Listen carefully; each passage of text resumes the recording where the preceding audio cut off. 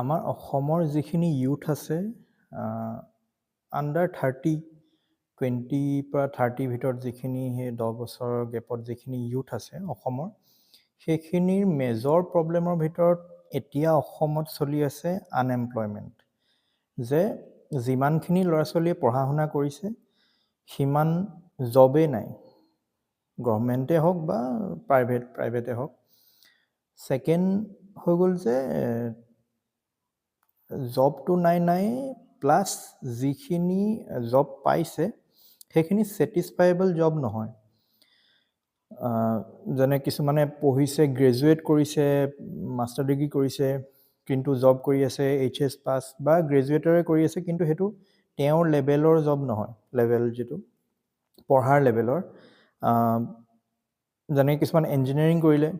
কিন্তু ইঞ্জিনিয়াৰিঙত ইমান এটা স্কোপ নাই জব নাই তো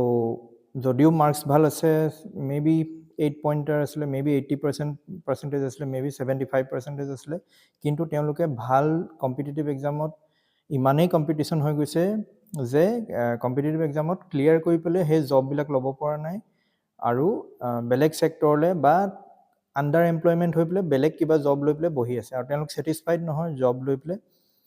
চলি আছে যেনে তেনে ঘৰখনত আৰু কিছুমান ইউথ আছে যিবিলাকে হয়তো পঢ়া শুনা কৰি পেলাই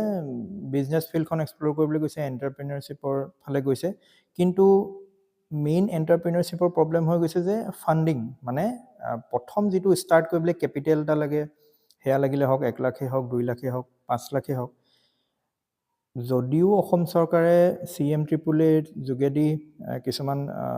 আঁচনি প্ৰস্তুত কৰি পেলাই হেল্প কৰিব বিচাৰিছে কিন্তু সেয়া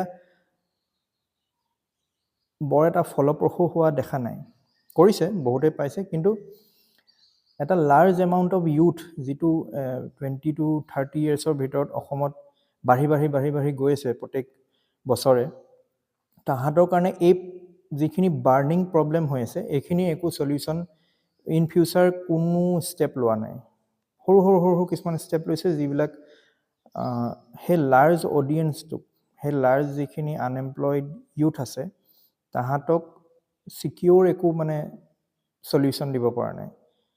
তো ইয়াৰ এই মেইন যিকেইটা প্ৰব্লেম আনএমপ্লয়মেণ্ট আণ্ডাৰ এমপ্লয়মেণ্ট এইকেইটাৰ সলিউশ্যন আমি ভাবিবলৈ হ'ল আমি এইকেইটাৰ কথা বেছিকৈ ডিছকাছ কৰিব লাগিব যিহেতু লাৰ্জ স্কেলত যদি